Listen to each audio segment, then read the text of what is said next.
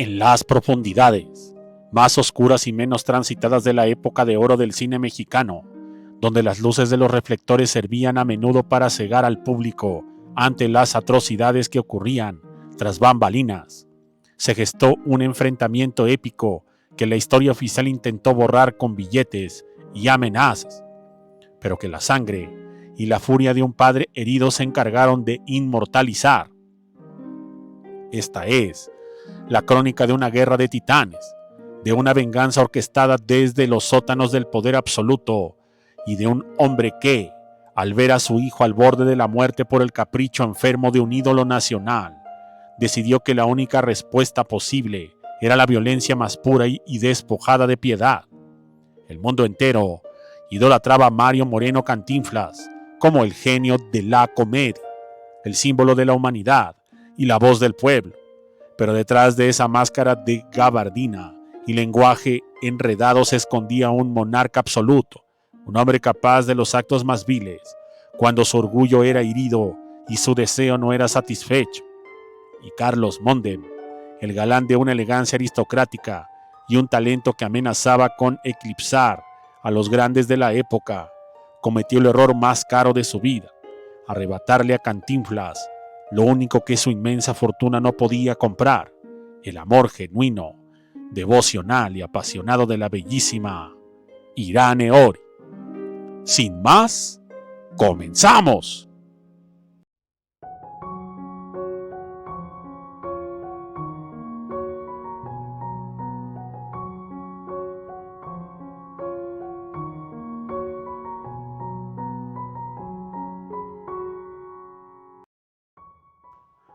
La tragedia comenzó a cocinarse en los pasillos de los estudios de filmación, donde Cantinflas, acostumbrado a que su voluntad fuera la ley divina, se obsesionó con la presencia etérea y la sofisticación de Irán Eori. Para el cómico, ella no era solo una colega, era un trofeo que debía adornar su vitrina de conquistas. Sin embargo, Irán, con una integridad que pocos tenían en ese medio, no se dejó deslumbrar del poder del mimo de la gente. Sus ojos, en cambio, se posaron en un hombre joven, vibrante y poseedor de una galanura que desbordaba la pantalla. Me refiero a Carlos Mondem. El romance entre Mondem y Irán Eori fue un desafío frontal al ego de Mario Moreno, pues cabe mencionar que hay fotos y testimonios de Cantinflas donde se afirma que sí sostuvo una relación con Irán. Cada risa compartida entre ellos, cada mirada de complicidad en los sets, era una puñalada para Cantinflas, quien veía con ojos inyectados en odio cómo el joven galán disfrutaba de los besos y el tiempo de la mujer que él ya había marcado como suya. El despecho de Cantinflas no se manifestó en tristeza, sino en una maquinaria criminal que comenzó a moverse desde las sombras de su oficina privada, utilizando sus conexiones con los bajos mundos y su control sobre los sindicatos. El Hídolo de México dio una orden que debía ejecutarse con una crueldad que serviría de ejemplo para cualquiera que osara desafiarlo. Carlos Mondem debía ser destruido. La emboscada fue de una cobardía sin precedentes. No fue un duelo de caballeros, sino un ataque artero, orquestado por sicarios pagados con el dinero que el pueblo le daba a Cantinflas. Una noche, mientras Mondem regresaba a su hogar, un grupo de hombres sin rostro lo interceptó. La golpiza fue sistemática y despiadada. No buscaba robarle, buscaban desfigurarlo. Buscaban que ese rostro que Irán amaba quedara irreconocible. Cada impacto de botella y puño sobre el cuerpo del galán era un mensaje directo de Cantinflas. Los agresores, siguiendo instrucciones precisas, se ensañaron con su caja torácica y su cabeza, dejando a Carlos Mondem tirado en un charco de su propia sangre, con los pulmones colapsados y el cráneo fracturado. Los médicos que lo recibieron en la sala de urgencias no daban crédito a la hazaña del ataque. El joven actor estaba al borde de la muerte, debatiéndose entre la vida y el olvido de una unidad de ciudadanos que estaban especulando, mientras Irene Ori, destrozada, gritaba de impotencia al saber que el poder del hombre que la pretendía y que alguna vez fue su amante era el responsable de esa carnicería. Fue en este escenario de muerte y desesperación donde el destino llamó a la puerta a Eduardo Alcaraz, el legendario actor y padre de Carlos. Al enterarse de esto y al entrar a la habitación del hospital y ver a su hijo conectado a una maraña de cables, con el rostro que alguna vez fue el orgullo del cine nacional, ahora convertido en una masa de hematomas y vendas, algo en la psique de Alcaraz se quebró.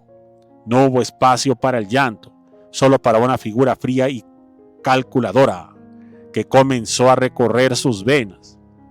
Eduardo Alcaraz conocía perfectamente el ecosistema de corrupción en el que se movía Cantinflas. Sabía de los vetos, de las llamadas telefónicas para arruinar carreras y de los hombres de paja que el cómico usaba para sus trabajos sucios. La sed de justicia de Alcaraz no buscaba los tribunales, pues sabía que en México, en esa época, Cantinflas era el dueño de los jueces. Su justicia sería pública, física y devastadora. La oportunidad de la redención llegó bajo la forma de una pomposa rueda de prensa.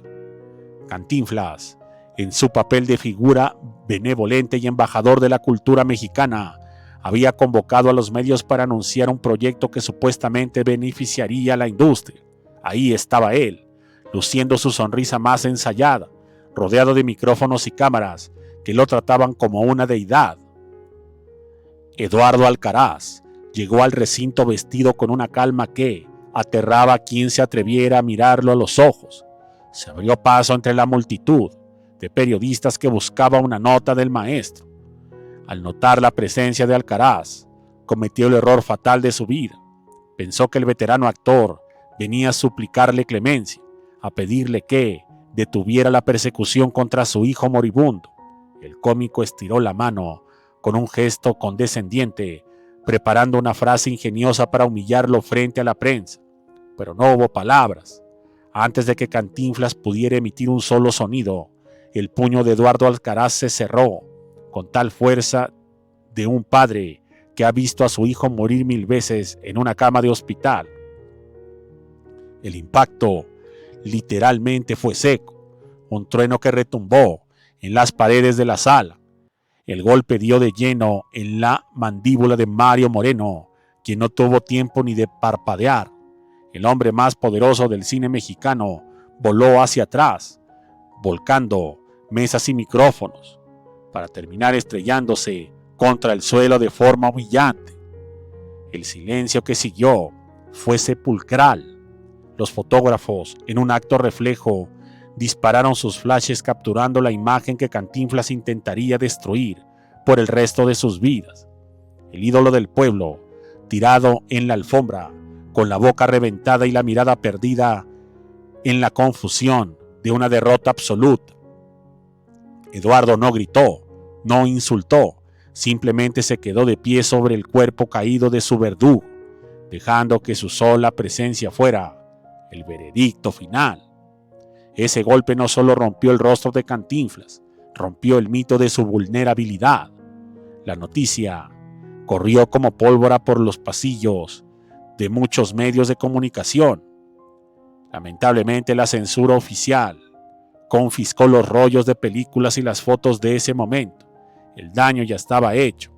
Sin embargo, Carlos Mondem, en un milagro de la medicina y la voluntad, comenzó a recuperarse, alimentado por la noticia de que su padre había puesto las rodillas en el suelo por él, pues le había pegado al tirano que intentó asesinarlo.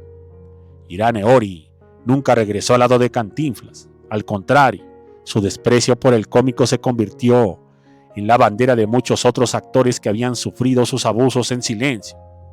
Esta es la historia oculta de cómo un cómico y un padre eran los protagonistas de una masacre que terminó afortunadamente solo con algunos hematomas.